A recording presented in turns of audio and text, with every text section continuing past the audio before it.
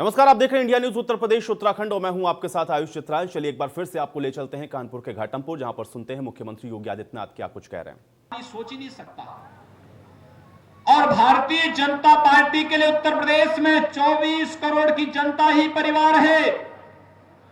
हमने इस 24 करोड़ जनता के हितों के लिए कार्य करने का संकल्प लिया है और उस संकल्प के तहत एक सामान्य कार्यकर्ता भी भारतीय जनता पार्टी में मुख्यमंत्री और प्रदेश अध्यक्ष बन सकता है और एक सामान्य कार्यकर्ता उपेंद्र पासवान भी विधानसभा का टिकट लेकर के आपके बीच में चुनाव लड़ सकता है। ये भारतीय जनता पार्टी में ही संभव हो सकता है और जिस दिन ये संभव होगा, जो पार्टी से संभव बनाएगी वही पार्टी विकास भी कर पाएगी, वही आपका उत्थान और सुख और समृद्धि के लिए सजोए गए सपनों को वही साकार भी कर पाएगा। और यही तो भारतीय जनता पार्टी कर रही है। एक सामान्य कार्यकर्ता उपेंद्र पासवान कभी सोचता नहीं था कि वो टिकट मांगेगा, टिकट मांगता भी नहीं है, टिकट मांगा भी नहीं गया, लेकिन तब भी पार्टी ने महसूस किया कार्यकर्ता को मौका मिलना चाहिए, कार्यकर्ता को मौका मिला और उपेंद्र पासवान ने सहर्ष स्वीकार करते हुए पार्टी के आदेश को शिरोधार्य किया। आज वे प्रत्याशी के रूप में घाटमपुर विधानसभा क्षेत्र में आपके बीच में है। भाइयों बहनों, ये तो आदि शक्ति मां भगवती की पावन स्थली है। ये देश के महान स्वतंत्रता संग्राम सेनानियों की तपस्थली है, साधना स्थली है। हमें उनके पुरुषार्थ पर प्रश्न चिन्ह खड़ा करने की अनुमति किसी को नहीं देनी है। हमें घाटमपुर का विकास चाहिए और विकास भारतीय जनता पार्टी ही का आपको दे सकती है। और इसी दृष्टि आज हम सब आपके बीच आए हैं। हम लोग इसीलिए आज आपके बीच में आए हैं। यहां पे कमला रानी वरुण जी ने मेहनत की थी, वे विकास की प्रक्रिया को जिस तेजी के साथ आगे बढ़ा रही थी, दुर्भाग्य से आज वे हमारे बीच में नहीं। लेकिन मैं विश्वास के साथ कह सकता हूं, श्री उपेंद्र पासवान भारतीय जनता पार्टी के विधायक बनने के बाद यहां के विकास को नई ऊंचाइयों तक पहुंचाने का कार्य करेंगे। और जब केंद्र और प्रदेश की सरकार का आशीर्वाद उसके साथ में हो तो फिर विकास कहीं कोई दूर नहीं जा सकता, वो तो आपके बीच आएगा। आपका सांसद, आपका विधायक, प्रदेश में सरकार, केंद्र में सरकार, तो फिर विकास के लिए इधर उधर भटकने की आवश्यकता नहीं। और भाइयों बहनों, यही अपील करने के लिए आज मैं और प्रदेश अध्यक्ष जी घाटमपुर विधानसभा क्षेत्र की जनता के बीच में आए हैं। इतनी भारी संख्या में आप लोग यहां पर एकत्र हुए हैं। आपके पास स्मार्टफोन होगा। हमें कोविड-19 के प्रोटोकॉल का ध्यान रखना है, जो गाइडलाइन बनाई गई उसका पालन करना है, 2 गज की दूरी, मास्क जरूरी का पालन करना है। और इसलिए टेक्नोलॉजी का उपयोग अपने स्मार्टफोन का इस्तेमाल करते हुए इस विधानसभा क्षेत्र के प्रत्येक मतदाता को, अपने शुभचिंतक को, नातेदार को, रिश्तेदार को, सबको कि कमल निशान और उपेंद्र पासवान को ध्यान में रख करके कमल चुनाव चिन्ह पर भारी बहुमत से उपेंद्र पासवान को चुनाव जिता करके घाटमपुर विधानसभा क्षेत्र से भेजिए। और भाइयों बहनों, विकास सरकार आपके साथ मिलकर के इस क्षेत्र का पूरी समृद्धि के साथ आगे बढ़ाने का कार्य करेगी। यही अपील करने के लिए आज मैं घाटमपुर विधानसभा क्षेत्र में आपके बीच में उपस्थित हुआ हूं। और मुझे विश्वास है श्री देवेंद्र भोले जी के नेतृत्व में इस लोकसभा क्षेत्र के लिए और श्री उपेंद्र पासवान के नेतृत्व में इस विधानसभा क्षेत्र के विकास के लिए आप सभी प्राणपण से जुट करके 3 नवंबर को होने वाले चुनाव में भारतीय जनता पार्टी को भारी बहुमत से विजयी बनाने का कार्य करेंगे। यह अपील करते हुए मैं वाणी को देता हूं विराम। जय जय श्री राम, जय जय श्री राम।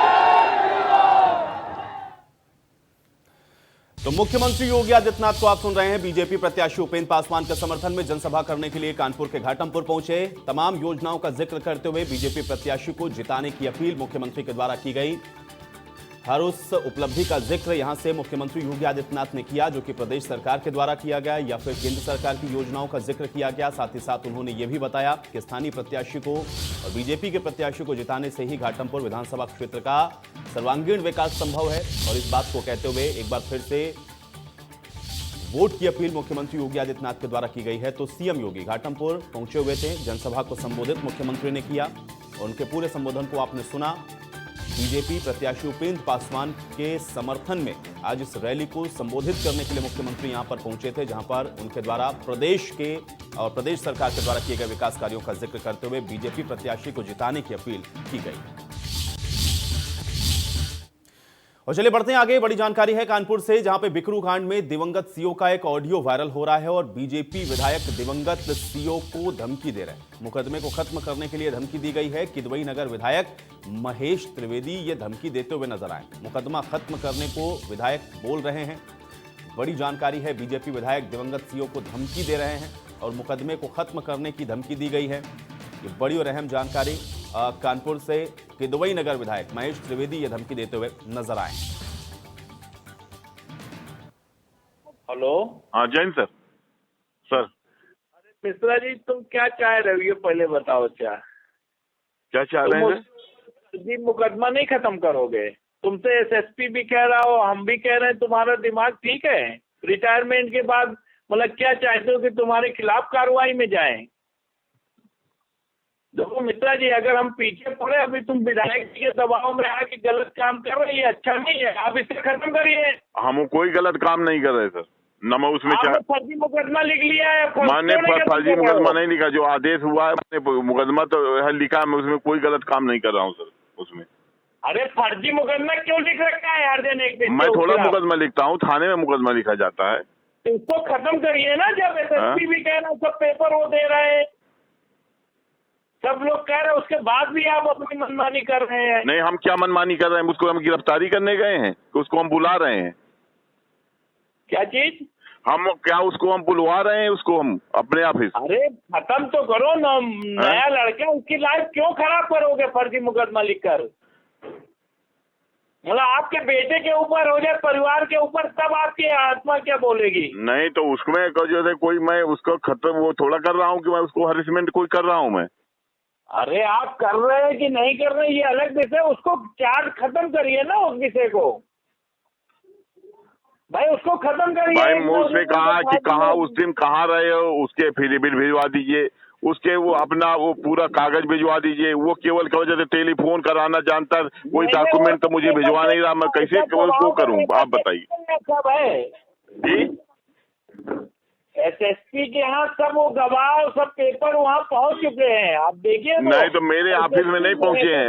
अगर मैंने उससे कहा था जिस दिन जहाँ रहे हैं आप वहाँ जो है आप जिस रात में रहे हैं वहाँ के लोगों के बयान जो है भिजवा दीजिए, उनके बयान करवा दीजिए। तो ये तो कर नहीं रहे, बस केवल टेलीफोन करा करके अब खत्म करवाना चाह रहे हैं। अरे आप सुनिए तो, सब बयान है, सब पूरा है, कोई ऐसा नहीं है। उसके ऊपर खत्म कर दीजिए। हर दिन एकदम फालतू का लगा रखा है। और आप अगर नहीं खत्म करते तो ये विषय हम स्टैंड करेंगे। यहाँ समझ लीजिए, उन नौजवान का लाइफ मत खराब करिए। आपने आश्वासन भी दिया हम खत्म करते हैं, एसएसपी भी कह रहे हैं कि हम खत्म करवाते हैं, खत्म करते हैं, उसके बाद भी ये सब विषय चल रहा है। बिना बयान के मैं कैसे खत्म कर दूंगा सर, आप बताइए। बयान वगैरह सब है, सब घटनाक्रम के समय उसी पॉइंट के है, सब तो दे रहे हैं आपको। कोई नहीं, मेरे पास गवाह नहीं आया। मेरे पास आपके सामने खड़ा पूछिए उससे, कोई गवाह लेके आए हैं?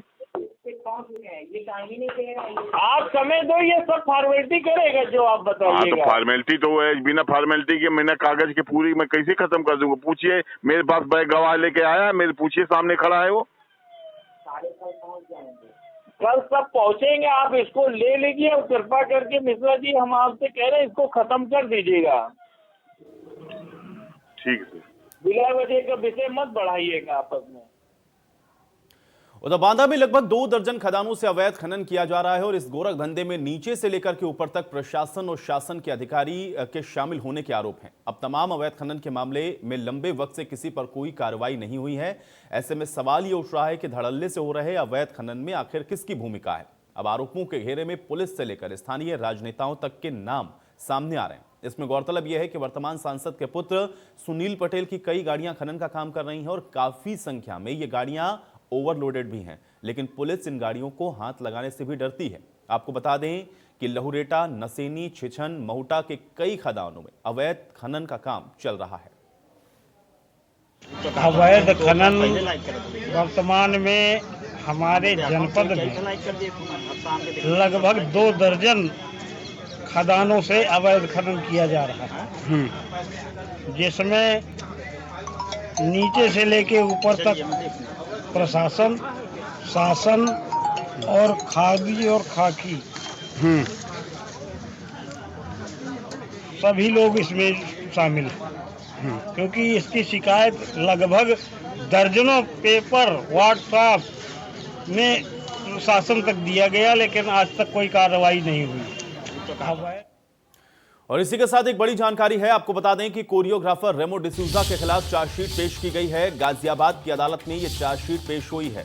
जिले के निवासी ने धोखाधड़ी के आरोप लगाए हैं और रेमो डिसूजा पर 5 करोड़ रुपए की धोखाधड़ी के आरोप हैं। बॉलीवुड के मशहूर कोरियोग्राफर हैं रेमो डिसूजा, जिनके खिलाफ चार्जशीट पेश की गई है और जिले के ही निवासी ने धोखाधड़ी के आरोप लगाए हैं। 5 करोड़ की धोखाधड़ी का आरोप रेमो डिसूजा पर लगाया गया था, जिसमें आज चार्जशीट भी पेश कर दी गई है। कोरियोग्राफर रेमो डिसूजा के खिलाफ ये चार्जशीट पेश हुई है। बड़ी जानकारी गाजियाबाद से और अदालत में चार्जशीट पेश की गई।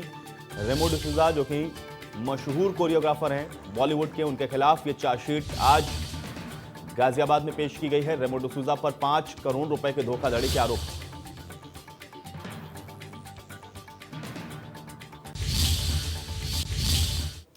तो खबर लखनऊ से है, जहां पर शिक्षकों ने कलेक्ट्रेट में प्रदर्शन किया है और 69,000 शिक्षक भर्ती के बचे पद को भरने की मांग की गई है। दूसरे चरण की नियुक्ति प्रक्रिया को पूर्ण करने की मांग हुई है।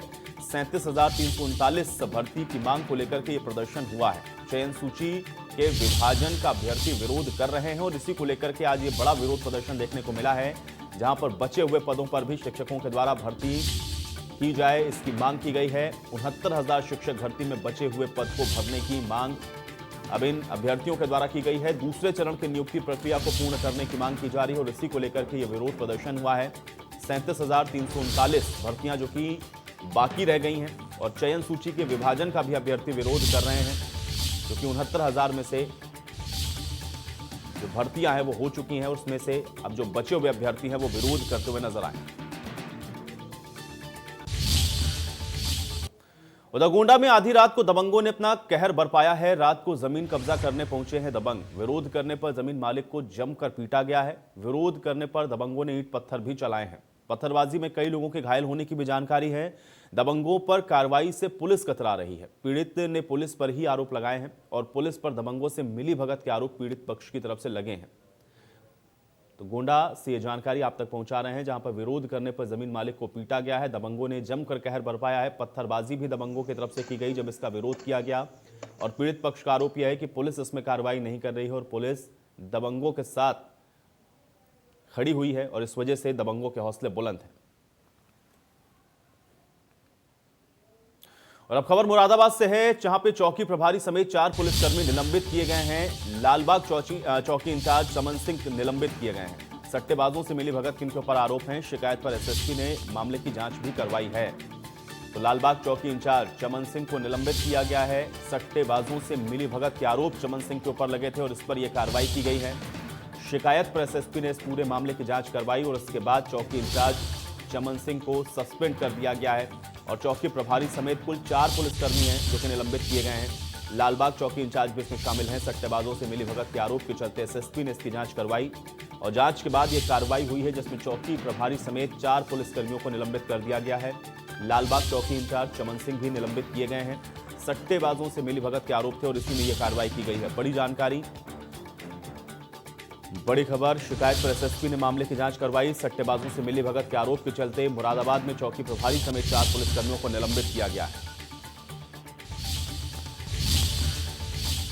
वहीं भारतीय किसान यूनियन के राष्ट्रीय अध्यक्ष राकेश टिकैत ने नए कृषि कानून के खिलाफ हल्ला बोल दिया है और विरोध प्रदर्शन के लिए ट्रैक्टर पर सवार होकर के हजारों किसान बिलासपुर के लिए निकले हैं। इंडिया न्यूज से खास बातचीत में टिकैत ने कहा कि वो अपनी आवाज सरकार के कानों तक बुलंद तरीके से पहुंचाते रहेंगे। किसानों की समस्याओं को लेकर आज भारतीय किसान यूनियन के राष्ट्रीय अध्यक्ष टिकैत साहब रामपुर में एक बड़ी जनसभा को संबोधित करने के लिए ट्रैक्टर से निकल रहे हैं। उनके साथ सैकड़ों ही नहीं बल्कि हजारों किसान यहां पर वीवीआईपी विधानसभा है बिलासपुर, वहां पहुंच रहे हैं। वीवीआईपी विधानसभा मैंने इसलिए कहा कि वहां पर जो विधायक हैं, वहां की जनता ने जिनको विधायक चुना, बलदेव सिंह औलख, उनकी ही विधानसभा में तमाम सारे किसान आज उनके सरकार के खिलाफ हल्ला बोलेंगे। कितनी तैयारी है और आपके हल्ले में क्या होने वाला है? तैयारी क्या तैयारी, तो एक किसान भी जिसका धान नहीं बिक रहा तो वो भी पूरा काम करेगा। एक हो आदमी 10 हो, ये तो किसानों की आवाज़ ही उठती रहेगी। वहाँ पर कितने लोग जाएंगे इसका सवाल नहीं है। सवाल ये है कि जो मुसीबत है वो क्या है। वह है कि जहाँ के हमारे मंत्री हैं उन्हीं के क्षेत्र में, खास करके जो पूर्ण रूप से तराई की जो बेल्ट है, धान की खरीद पूरे प्रदेश में, पूरे देश भर में नहीं हो रही। और हमने सरकारों को कहा कि जो MSP है उसके कम पे खरीद ना हो, ये कानून देश में बने। ये हमारा सवाल है। करीब 24 फसलें MSP आती हैं, तो भारत सरकार की जिम्मेदारी बनती है कि मिनिमम सपोर्ट प्राइस जब उन्होंने कहा है तो उतना किसान को मिलना चाहिए। जो बासमती, सरबती जो धान थे, जो महंगे धान और चावल कंज्यूमर खरीदता है, उसका रेट उससे भी नीचे है। तो इसको रेट कंट्रोल करें और जो ये काला बाजारी हो रही है इसको रोकें। और जो 3 विधेयक सरकार लेकर आई है भारत सरकार, उनको वापसी लें, उनमें संशोधन करें, ये हमारी डिमांड है। उत्तर प्रदेश सरकार चाहे कोई भी हो, हम लगातार आपको देख रहे हैं। जब आपके वालिद साहब थे वो भी किसानों की आवाज उठाते थे। तमाम सारी सरकारें, चौधरी चरण सिंह से लेकर मुलायम सिंह, अखिलेश यादव, अभी योगी आदित्यनाथ, और इससे पहले भी तमाम सरकारें रही हैं। किसानों के लिए बात तो सब करती हैं, लेकिन उनको उनका हक दिलाने के लिए विपक्ष कोई बड़ी भूमिका नहीं निभा रहा है। ऐसे में आप उठा रहे हैं विपक्ष बनकर ये किसानों की आवाज, तो कब कारगर साबित होगी आपकी आवाज? क्योंकि आवाज तो उठती रहती है। आवाज उठती रहती है तो जब ही प्रधानमंत्री, मुख्यमंत्री किसानों की बात करता है, वो हर मंच से बोलता है, तो जो किसान संगठन का काम है, हमारा काम है कि आवाज को उठाना, उनके दिमाग तक लेकर जाना, और वे उस पर बोल देंगे। देश को आज़ाद होने में भी 90 वर्ष लगे, तो किसानों की समस्या है, इसका समाधान होता रहेगा। आज थोड़ा हो या कल बड़ा होगा। आज जब तक इस पर पॉलिसी नहीं बनती, कुछ पॉलिसी बनती रहती है। पहले के किसान क्या करते थे? कोई विधायक, MP अगर गड़बड़ करता था संसद में, राज्यसभा में, पार्लियामेंट में या फिर विधानसभा में, तो किसान लोग उसको बंधक बना लेते थे और जब तक उससे अपनी मनमानी नहीं करा लेते थे तब तक उसको वहां से हिलने नहीं देते थे। लेकिन आज हम स्थिति उलट देख रहे हैं। किसानों पर लाठियां चलाई जाती हैं, चाहे कहीं की भी सरकार हो, किसानों पर लाठियां पड़ती हैं, किसानों को दबाया जाता है और अब मनमानी ढंग से जो उन्हें करना होता है वो कर लेते हैं। उसके लिए आपकी क्या रणनीति बन रही है? हमारी रणनीति है कि हमारे आंदोलन चल रहे हैं और ये दुनिया में वैचारिक आंदोलन से ही परिवर्तन होता है। और हमारा वैचारिक आंदोलन है कि आज प्रधानमंत्री किसान की बात कर रहा है, हर मंच से किसान की बात करेगा, तो हमारा आंदोलन तो सक्सेसफुल आंदोलन है। काम सरकारों को करने हैं, काम विपक्ष को करने हैं, काम जब इलेक्शन आएगा अपने मैनिफेस्टो में डालना है। तो हमारा काम तो वहाँ तक है, हम मैनिफेस्टो में किसान को डलवावें। उस पर काम नहीं होते तो आंदोलन चलेगी। गन्ने का पेमेंट अभी तक नहीं मिल रहा है, किसानों का धान सही दाम पर नहीं खरीदा जा रहा है, तो ऐसे में इन लोगों के लिए क्या करने वाले हैं? हमारे आंदोलन चल रहे हैं, यहाँ पे भी आंदोलन। उनको तो मालूम है आप चीखेंगे, चिल्लाएंगे, घर में जाके सो जाएंगे। अच्छा, और क्या कर सकता है भाई?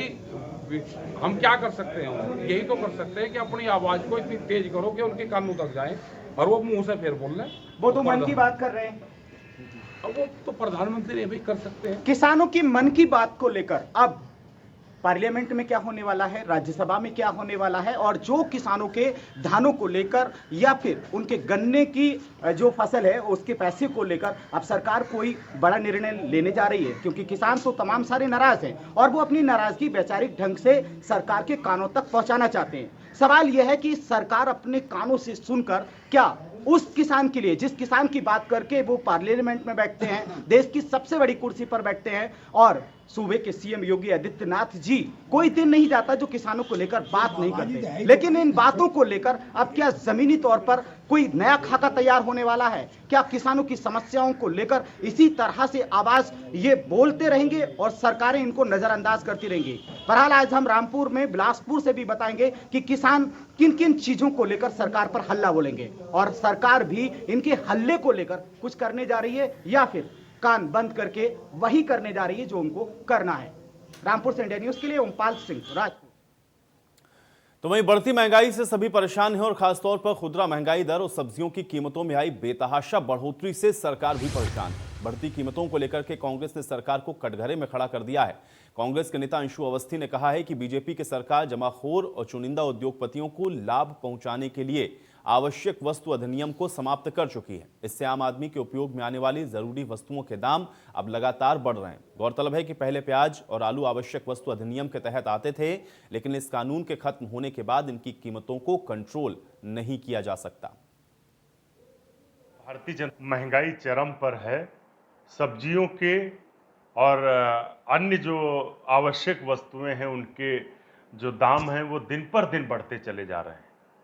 दरअसल कांग्रेस पार्टी इसीलिए जो आवश्यक वस्तु अधिनियम का कानून था जिसे भारतीय जनता पार्टी ने समाप्त कर दिया, उसका इसीलिए विरोध कर रही थी कि जो आवश्यक वस्तुएं हैं जो दैनिक दिनचर्या में आम जनमानस, चाहे वो गरीब आदमी हो चाहे अमीर आदमी हो या कोई भी हो, रिक्शे वाला हो, टेम्पो वाला हो या पैदल चलने वाला आदमी हो, एक सामान्य आदमी भी जो आवश्यक वस्तुएं हैं, चाहे दलहन हो, तिलहन हो, प्याज हो, सब्जी हो, इस तरीके की चीजों का उपयोग करता है। इस कानून के समाप्त होने के बाद अब जो जमाखोर हैं वो इसका भंडारण कर रहे हैं और मार्केट में चीजें नहीं आ पा रही। तो दीपावली का पर्व नजदीक आते ही बारूद और पटाखों का भंडारण तेजी से शुरू हो गया है और उसमें से कुछ बारूदों का भंडारण बिना मानकों के हो रहा है। अब कानपुर देहात में मानकों से हटकर बड़े पैमाने पर बारूद का भंडारण किया जा रहा है। ऐसे में इस गतिविधि से कभी भी कोई भी बड़ा हादसा होने का डर बना हुआ है। इस भंडारण के से आसपास के सैकड़ों ग्रामीणों की जान भी जोखिम में है।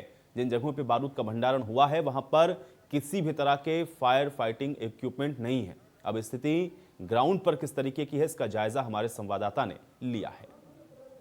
दीपावली का पर्व आते ही जो पटाखा भंडारण है वो शुरू हो गया है। हम दिखा दें आपको, हम कानपुर देहात के गंगरौली गांव में खड़े हैं जहां पर जिले का सबसे बड़ा भंडारण यहां बताया गया है, क्योंकि यहां पे 100 टन से भी ज़्यादा का भंडारण की अनुमति यहाँ पर दी गई है। अनुमति के हिसाब से ना ही यहाँ पर मानक हैं, ना ही किसी प्रकार की जो व्यवस्थाएं हैं वो यहाँ पर की गई हैं। ये देखिए, आपको दिखा दें, इसके अंदर भंडारण किया जाता है पटाखों का। दीपावली का पर्व आते ही जो पटाखे हैं उसका भंडारण हो जाता है। ये कानपुर देहात के गंगरौली में स्थित किया गया है। यहाँ पर बताया गया है कि ये 100 टन से भी ज़्यादा का भंडारण की अनुमति इनको प्राप्त है, लेकिन जिस हिसाब से इनकी बिल्डिंगें बनी हैं वो आपको दिखा दें कि बिल्डिंगों में भी मानक पूरे नहीं है, क्योंकि 100 टन से भी ज़्यादा का जो मानक है, ये देखिए, हम फायर विभाग से होकर के आए हैं। फायर विभाग के अधिकारियों ने बताया है कि ये इनके मानक होने चाहिए। फायर एक्सटिंग्विशर होना चाहिए, जिसमें फायर एट हॉर्स रेड होना चाहिए, 2280 LMP की इलेक्ट्रॉनिक पंप होना चाहिए, 10,000 लीटर का वाटर टैंक होना चाहिए, 2280 LMP के डीजल पंप होना चाहिए, ऑटोमेटिकल स्प्रिंगर होना चाहिए, मतलब 100 हाइड्रेशन होना चाहिए। मतलब जो ऊपर की पाइप फायर विभाग में जो बताया गया है मानक के हिसाब से कि इसको स्थापित किया गया है। लेकिन यहाँ पर जब हम पहुँचे, इसका निरीक्षण किया, तो देख सकते हैं किसी प्रकार के भी मानक यहाँ पर पूरे नहीं हैं। खुले में ज़रूर इसको बनाया गया हुआ है, लेकिन आसपास के जो गांव हैं वो कहीं ना कहीं खतरे में जी रहे हैं लोग। यहाँ पर कभी भी कोई भी हादसा हो सकता है। अधिकारी भी इस पर कोई कार्रवाई नहीं करता है। देखिए, आपको दिखा दें फायर इक्विपमेंट की जो कंडीशन है वो देखिए, आपको दिखा दें किस तरीके से फायर इक्विपमेंट पड़े हुए हैं। देखिए, मतलब इन केस अगर कोई दुर्घटना हो जाती है तो किस तरीके से ये जो गोदाम के मालिक हैं कैसे बचाएंगे। देखिए कितनी क्रिटिकल, कितनी थर्ड क्वालिटी कंडीशन हो चुकी है फायर इक्विपमेंट की। कैसे अगर कोई यहाँ पे घटना हो जाएगी, कैसे उसको बचाया जा सकता है। यहाँ पर सब अधिकारियों की मिली भगत से इतना बड़ा अवैध भंडारण चल रहा है जिस पर कोई कार्रवाई नहीं होती है। और दीपावली के पर्व आते ही ये सक्रिय हो जाते हैं, जिनमें करोड़ों रुपए के पटाखे भर लिए जाते हैं। उस सरकार को भी चूना लगाया जा रहा है, बावजूद इसके अधिकारी इस पर कोई कार्रवाई नहीं कर रहा है। आपको दिखाते हैं, उसी गोदाम में हम मौजूद है जहां पर 100 टन से भी ज़्यादा की परमिशन यहाँ पर दी गई है। 100 टन से ज़्यादा का ये माल बारूद भंडारण कर सकते हैं, लेकिन जो मानक हैं उसके हिसाब से 10,000 लीटर का टैंक होना चाहिए। लेकिन ये टैंक, ये जो मानक है उसके अनुरूप ये यहाँ पर एक पानी का छोटा सा टैंक बनाया गया है। इसमें नाप के देखते हैं कितनी गहराई है, इसमें कितना पानी आ सकता है। ये देखिए, इतना ही सिर्फ डंडा गया नीचे। ये देखिए, कुल मिलाकर के ये देखिए यहाँ तक इसका निशान है। कुल मिला के कहा जा सकता है ये 1000 से 1500 लीटर तक का ही टैंक है। तो समझा जा सकता है मानक के विपरीत पूरा ये गोदाम चल रहा है। आसपास के दसियों हजार लोग यहाँ रहते हैं, जो 3-4 गांव यहाँ से कवर होते हैं, इसी के पास में लगे हुए हैं। ना ही फायर कोई रबड़ यहाँ पर इक्विपमेंट पे लगी हुई है पिलर की, ना ही पंप लगा हुआ है। तो बिना मानक के ये पूरा गोदाम चल रहा है। दीपावली आते ही करोड़ों रुपए के पटाखे इसमें भर दिए जाते हैं। पटाखे भरने के साथ साथ उसकी सेलिंग की जाती है। इनकेस अगर कोई दुर्घटना यहाँ पर हो जाती है तो आसपास के गांव वालों के लिए बहुत खतरा है। फायर विभाग की माने तो ये मानक के अनुरूप ही ये गोदाम चल रहा है। लेकिन जब हम यहाँ पर पहुँचे, यहाँ का निरीक्षण किया तो देखा कि किस तरीके से अवैध तरीके से भंडारण चल रहा है, जो अधिकारियों की मिलीभगत से चल रहा है। आसपास की लोगों की जान जोखिम में जा रही है। किसी प्रकार की कोई भी कार्रवाई इस पे नहीं की जा रही, तो समझा जा सकता है अधिकारियों की मिलीभगत से ये अवैध भंडारण यहाँ पर फल फूल रहा है। कानपुर से सूरज सिंह, इंडिया न्यूज। और चलिए इसी के साथ इस बुलेटिन में मेरे साथ फिलहाल इतना ही।